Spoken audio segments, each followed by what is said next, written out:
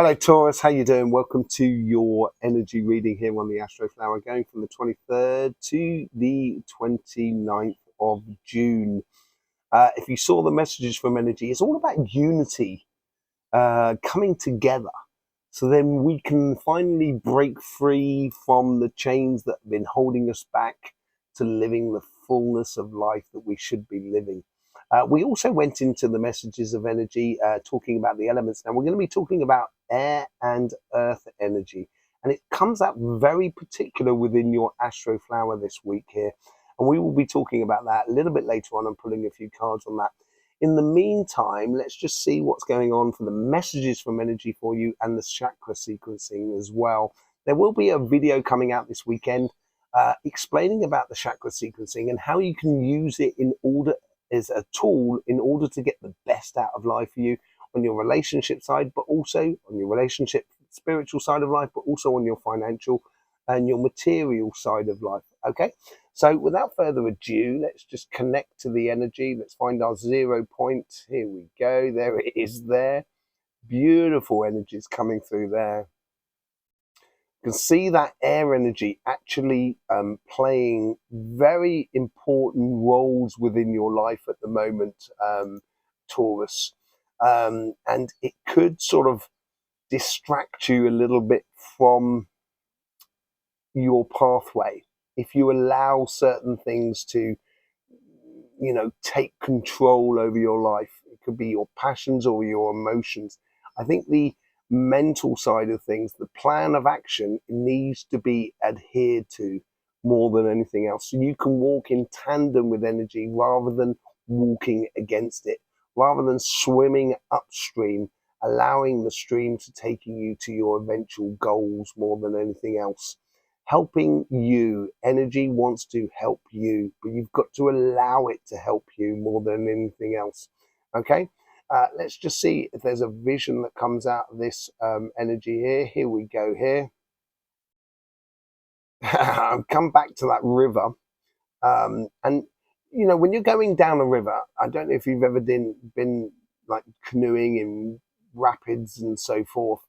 The water, if you allow the water, it will not necessarily throw you up against the rocks. The flow of the water will allow you to go round the rocks of life with greater ease if you don't try and fight against it.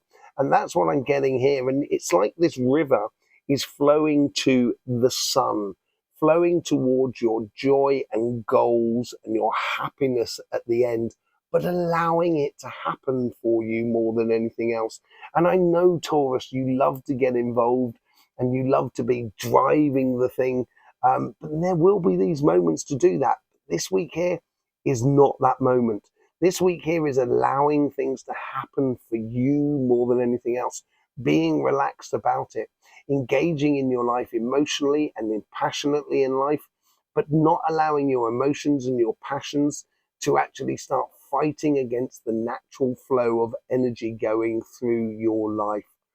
So it's allowing you to flow between the rocks of life so you can get towards your goals. If you fight against it, that's where you may find yourself banging up against rocks. And when you do that, then you'll recognize what you don't want in your life. It's also a very good way of understanding life, of seeing what doesn't work for you. So then you can then start applying what does work for you. But energy wants you to just go with the flow more than anything else. Okay, let's just see what's going on with the chakra sequencing for you. Okay, so let's reconnect to that energy there. There we go. We get to the neutral point of energy. And we get the crown and the root. And the crown and the root is not particularly overbearing. It's, in fact, it's very quiet, very, very sort of in the background, as it were, rather than being, in the forefront, very much in the background. And I think that's where the energy is here, sort of saying, don't allow yourself to be too draconian about the pathway. Allow yourself to have a little bit more sort of fluidity within yourself, within your spirit, within your material life, your job, your business, and your projects. It will make things a lot easier for you. It's now moving on to Well, it moves on to the throat chakra and the third eye here. And I think the throat chakra here is about communication. I think communication is absolutely key. And I think it's also here, it's also saying to you, and this is where you could be fighting against life, listening. The throat chakra is not about necessarily, communication is not necessarily about speaking. It's also about listening. And I think this is where you need to be listening a lot to the world around you rather than actually saying things. Because if you say something, you're going to be pinning yourself into something rather than listening and adapting to the situation, having that free flowing energy to avoid the rocks of life here. So, listening, I think, is really key for you.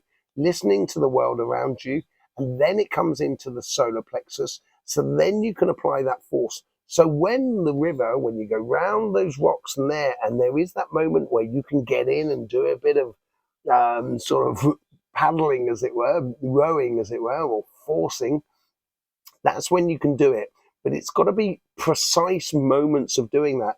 And your solar plexus seems to be really tight here, as if to sort of say, if you stock up that passion within you, and then you've got those moments where you kind of go, and now it's the time to apply it. When you apply it with such a force that allows you to then pick the pathway, which is a lot easier and goes with the flow of energy. Okay, it's on the move again. And where does it go back to? Where does it go to? Sorry, it's going into the sacrum, the fundamentals in life, and it's all about the fundamentals of what you've done in the past. You cannot change. You can adapt it in the future, but at the moment, it is the foundations for what you are living at this present day. So I wouldn't worry about trying to change those foundations, just recognizing what works and what doesn't work for you. It's all to do with the past as well, how you progress into your future, and recognizing maybe what things you've overdone, what things you've underdone in your life in the way of putting in those fundamental things for your life. So let's just say you're running a business and maybe you concentrated on one aspect of the business a little bit too much in the past, and therefore it's making life, it's difficult for your business to evolve or adapt to the situation. And that's where in the future, not this week here, but in the future, you can streamline that. This week here is recognizing that, listening more than anything to the world that is around you. It's moved on now towards the heart chakra, and this is where you need to be. It's this heart chakra seems to be a little bit restricted as well, more than anything else as well. I think the exhilaration of enjoyment of life, of living it, and in that moment there, is this week here is going through a moment where you're kind of like, you're paying attention very much to the here and now. So you can't allow your emotions to overrun what you should be doing. So I would be just a little bit wary of your emotions this week here, and don't allow them to sort of take control and cause conflict within your life, because that's when you're going to find the rocks. And as I said earlier on, yes, it will help you to see things a lot clearer for you of how you put things into place. But at the moment here, it's just recognizing them rather than trying to beat up those rocks out the way, which you can do and you're very good at. But at the moment, it's just recognizing that. So emotionally, you're not beating yourself up more than anything else. If things are not working this week here, that's fine. It's okay. You now know that. So then you can change that in the future, and it will be a great positive for you. Okay? It's moving on again. Where's it moving on to? It's coming back to the third eye, and the third eye this time is much more important than the throat chakra. And it's coming back to staying clear to that stream, that flow of energy. And it's allowing you to sort of see in the future how you can adapt your life, be it through your business or through your relationships or your emotional side of life. So things have fundamentally become absolutely brilliant for you. Okay. And it's having a clear vision. What you're doing here this week appears to be is you're adjusting, or you're observing a lot of things within your life. So it gives you a clarity of vision of how to take things in the future, of how you build it into the future.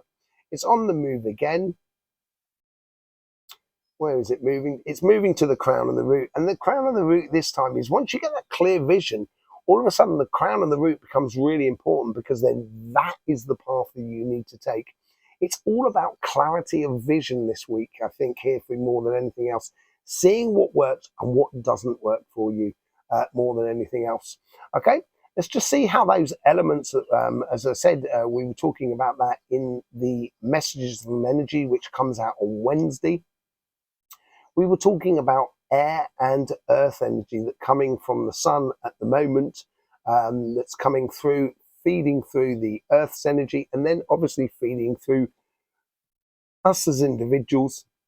And how does it play into your Astroflower? Now, you're going to learn a lot more about the Astroflower in the coming weeks.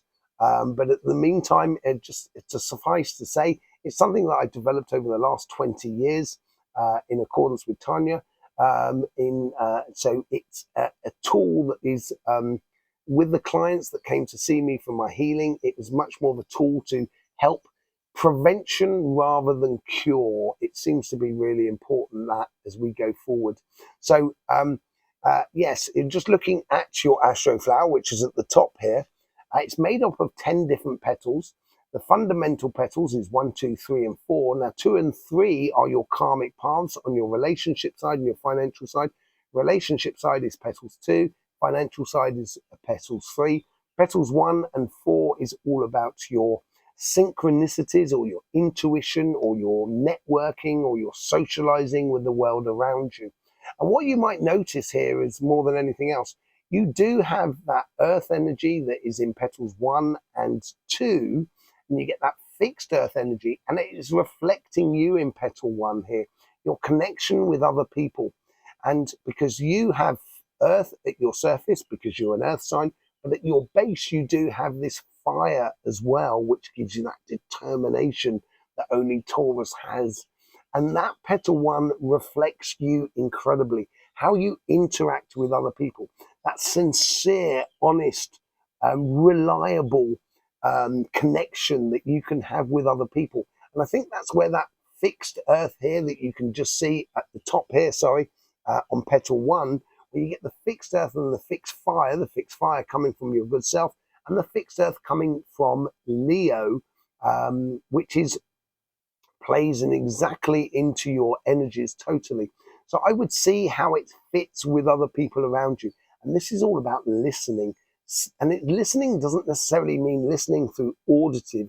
It's also seeing how people act, seeing how people are, seeing all the people that you can rely on and so forth going forward as you recreate the new vision for you going forward. On your karmic path, you have that cardinal earth that comes in from Cancer. And that's all about and we're going into Cancer season now, and it's all about family, friends, community, the relationship of a sense that is much larger, more than anything else. And I think this is where your karmic path is. You're gradually getting a clear vision of physically how to take this forward. Now, don't allow your passions, that's that cardinal fire that also you can see in petal 2, which comes in from Aries, which is a pure fire sign, which runs all the way through you. That's where you've got to be a little bit wary of your passions mixing with that water, which you see a lot within your financial side. Don't allow your passions and your emotions to take control of the situation. Be very sort of relaxed. Take a step back and just observe what is going on around you, so you get that clarity of vision. Now, you don't have any other sort of earth that runs through the rest of your flower, and you do only have a little bit of air as well. As you can see right at the top there by petal 10, between petal 10 and petal 8. Now, that's your interaction with the outside world, the here and now, and your future in petal 8 on your relationship side. And that's where you get the mutable air that comes in from not Sagittarius, from Gemini, and that's all about a plan of action. Gemini likes this process of building a plan for the future, and because it's mutable, this is where you're rebuilding a vision for you of how you connect with your relationships that are around you. And that mutable air goes right down through to petal 6, your inner sanctum. And your inner sanctum, your inner being of how it connects to your future in your financial side as well. And this is where you're readjusting on your financial side as much as on your relationship side of what you wish to experience for your future. So let's just put a few cards on that. Let's just put a few cards on that. Petals 1 and petals 2 and see what's going on for you there.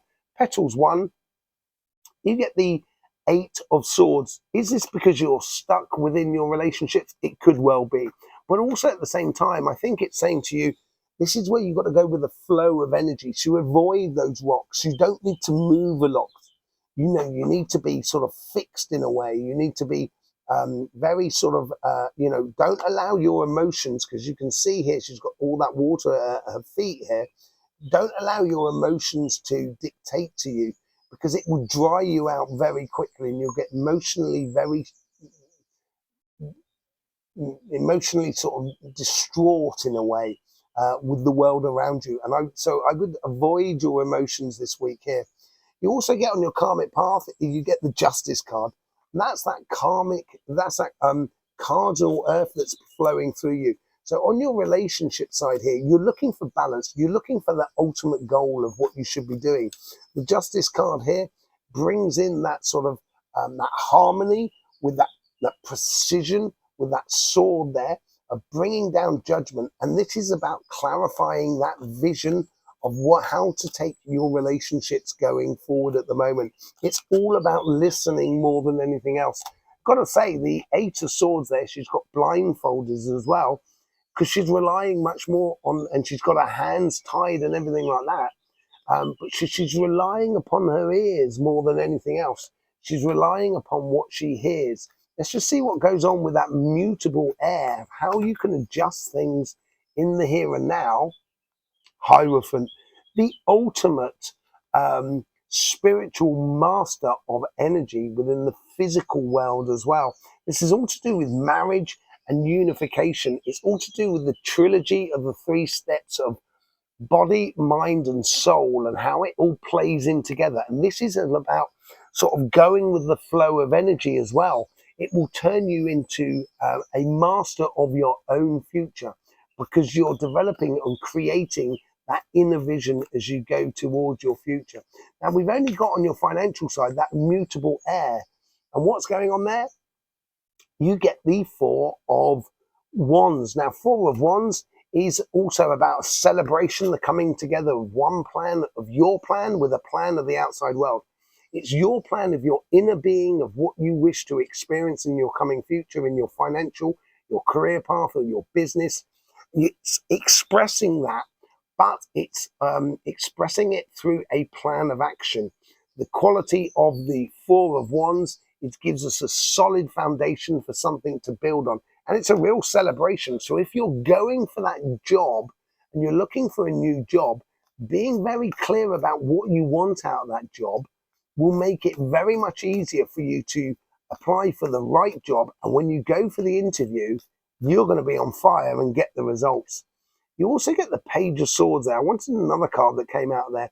Page of Swords is all about, she's clearing the clouds around her. And I feel that that's what you're doing this week here. You're clearing the inner vision that is within you, so then you can develop that future for you and create that pathway which is good for you. And in order to do that, you have to go with the flow of energy at the moment and allow energy to do a lot of the work for you. So there you go, Taurus. Thanking you very much for being here. I hope you get the best out of these readings. Don't forget about the Messages from Energy that comes out on Wednesday night. As I said, we've got the lots of other energy videos that are coming out at the weekend, and the live, which is on Sunday night at 2100 hours, questions and answers. And together, through the collective, the Astroflower family, we'll find the solutions. And it'd be lovely to see you there. In order to ask questions, you do need to be subscribed. So thanking you for subscribing, liking, and sharing. It'd be lovely to see you there. In the meantime, don't forget, life should be fun, so please do enjoy.